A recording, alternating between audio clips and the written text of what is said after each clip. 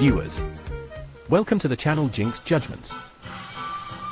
In my previous video, we reviewed the first 7 seasons of Thomas and Friends. Please watch that video, I have shared a link in the description. In this video, we will review 2 other eras of Thomas and Friends.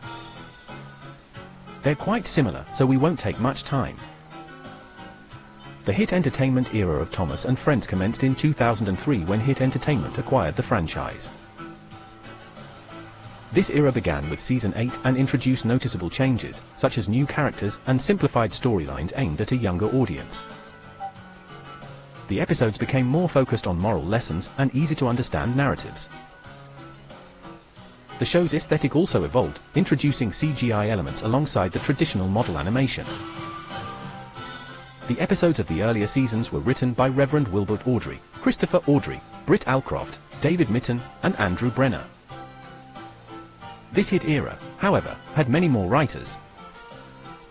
Phil Ferrell, A.B.I. Grant, Simon Spencer, Paul Larson, Nick Osler, Mark Huckabee, and Sharon Miller. These changes marked a new turn in the series, extending its appeal to a new generation of fans. Or did they? The writing was too simplistic and there was too much narration. We were told about irrelevant things, like the narrator saying, "Thomas buffered up to the trucks." Then, Thomas saw Gordon. Gordon didn't see Thomas. And he puffed away. We could all see that Thomas saw Gordon, we could all see that Thomas buffered up to the trucks, then why say it? Even if the era was aimed at youngsters, the writers should have known that toddlers have 2 eyes. Let's talk about the bad things about this era. Models. The models were dreadfully ugly. They did not capture the charm of the classic series models. The faces of the characters were so dark that it seemed as if they had been washed with coal. The camera quality seemed cheap. In the earlier seasons, 35mm cameras were used and gave the show a clean look. But since Season 8, Beta cameras replaced the 35mm cameras and they looked very dark. The contribution of the dark models helped the series seem cheap. Voices. The voices for all the characters were provided by Michael Brandon in the US and Canadian dubs and Michael Angelis in the UK and Australian dubs. Both of these narrators started working on the show at the end of the classic series. Both had too much tone. The voices seemed high-pitched and irritating. That contributed to the show's cheap appearance even more. They should have used voice actors. Wastage of characters. The hit era introduced loads of new characters, and quite a lot of them were good. But that's not the point. The point is that most of these good new characters only had 1 or 2 episodes dedicated to themselves and their personalities were later replaced. Just as the hit era introduced good new characters, it ruined previous characters, portraying them as out of character. Thomas's original personality saw him as cheeky, ambitious, helpful, slightly boastful, and suspicious but friendly. In the hit era, Thomas became so ambitious that he seemed silly and bugged the audience. Henry the Green Gordon became shy and nervous instead of proud and gentle. James the Proud and Vain was mainly denoted by his infamous trait, proud and vain. But he also had other side traits which, although not noticeable, were important and played the role of structuring James's character. In the hit era, the producers and writers cleared away James's side traits, thinking that the complexity of his character could be incomprehensible by younger audiences. But they made a mistake. They should have analyzed his traits first to see which were captivating. Several other characters underwent changes, like Chumpy Percy, Bossy Emily, Rude Edward, Mess of a Toby. I could talk about the characters for hours, but due to time constraints, we'll just say that Percy's inexperienced behavior was overstretched just like Thomas's ambitious trait, Emily was friendly, energetic, and intelligent, but she became bossy, pure bossy, with no other trait. Edward was the flawless, kind, experienced and wise old mentor for all the younger engines. He was very adaptive, which helped him defend and befriend engines who were subjected to bullying. He became inadaptive of changes, as seen in the horrible episode Edward Strikes Out. He also became a tattletale, spreading rumors about Neville, and blaming the Diesels for ruining Tidmouth Sheds. Toby was pretty much the same as the real Edward, except that he could be cheeky at times, and he was very scruffy, old, and slow. But he possessed a humorous side.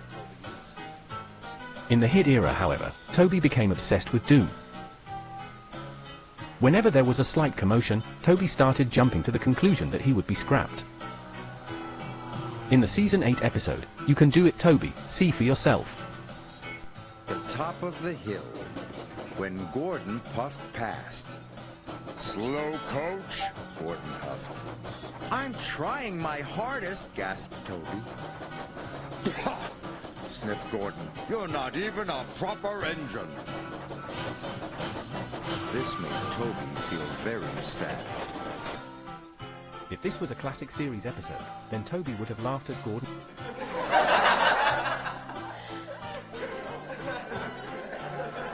and said that he didn't need Edward to push him up the hill. Another problem with this era was music and songs. The earlier seasons had the best Thomas music ever.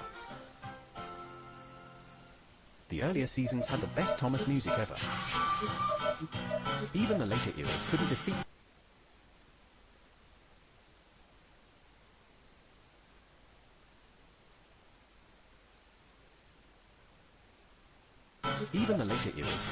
the music's popularity among fans. This era replaced Mike O'Donnell and Junior Campbell, the earlier epic composers, with Ed Welsh and Robert Hartshall. Their music was okay, not outstanding or special. There were also many songs. Each season had 10-15 songs. Very boring songs too. For one thing, they were sung by the local British children's choir, and even though I'm sure the kids tried their best, the songs seemed cheesy, childish and boring. See for yourself.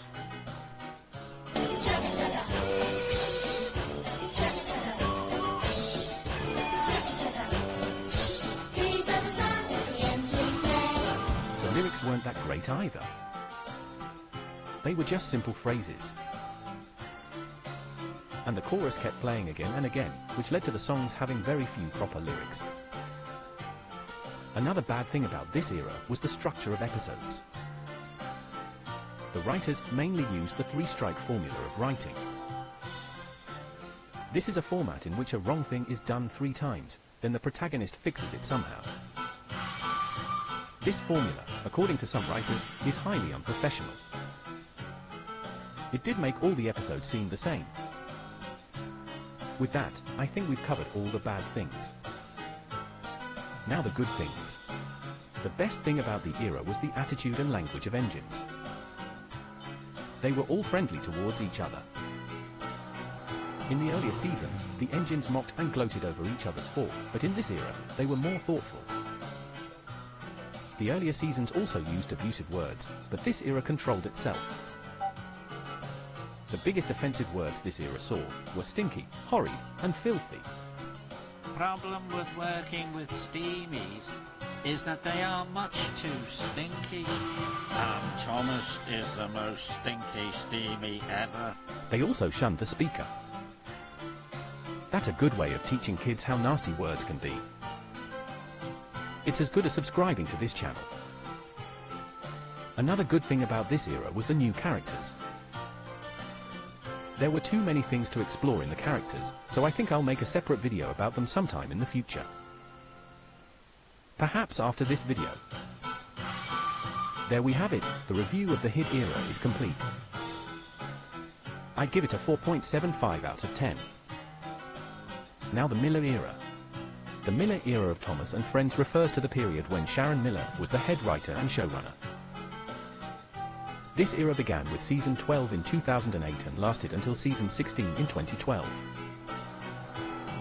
One of the most significant changes during this period was the full transition to CGI animation, which allowed for more dynamic and expressive storytelling.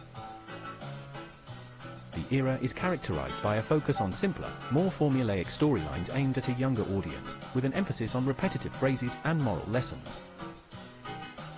The use of voice acting for characters also became prominent during this time, adding more personality to the engines. Let me tell you that most of the good and bad things about the Miller era were the same as the hit era, with just a few changes. Change 1, Season 12 of the show, the first season of the Miller era, wasn't completely in CGI. The models were still there, but the faces were animated with computer-generated imagery or CGI to allow the series to be more expressive. While the characters did become more expressive, they looked horrible. The series received backlash for such poor and unappealing animation. The fans were disgusted, and made memes about the show getting ill and slowly dying. Well, the box office did start getting ill and money fell. However, in 2009, Hit Entertainment launched the Thomas movie Hero of the Rails, which was animated entirely in CGI provided by Nitrogen Studios. The movie was a major success, and considered as a medicine to the show's illness. The movie was a major success, and considered as a medicine to the show's illness. However, Season 13, which followed the movie, was just like the hit era. Fans were surprised. How could such a nice movie be a predecessor to such a boring season? Season 14 and 15 were just as boring, but luckily Season 16, the last Miller season, was better. Together, Season 16 and the Season 16 movie Blue Mountain Mystery helped end the sour Miller era on a high note. This leads us straight to another change. Movies. Since the hit era Season 11 movie The Great Discoveries, which really was great, each season started having its own movie. This was an interesting move. Once I've finished reviewing the eras, I'll review the Thomas movies in order too. The movies coming with each season helped the series keep the disheartened fans engaged. All except for the movie A Misty Island Rescue, the worst Thomas movie in history. Okay, we're getting carried away. Another change in this era was alliteration and rhyming. The engines began to speak with a rhyme, like this. With his decision. I make good decisions, that's what I was told. I will not be fearful, I'll be brave and bold. How boring can you get? The animation was no longer dark and ugly, but it was dull. They could have brightened it up a little. This era also introduced several new characters, some with potential and some without. But some of the new characters just stole the personality of earlier characters introduced in the hit era. That's why I brought up the point of wastage of characters. Perhaps I'll also do a video on Miller characters sometime. We're done reviewing the hit and Miller eras of Thomas and Friends. Please comment to share your feedback, and SUBSCRIBE subscribe.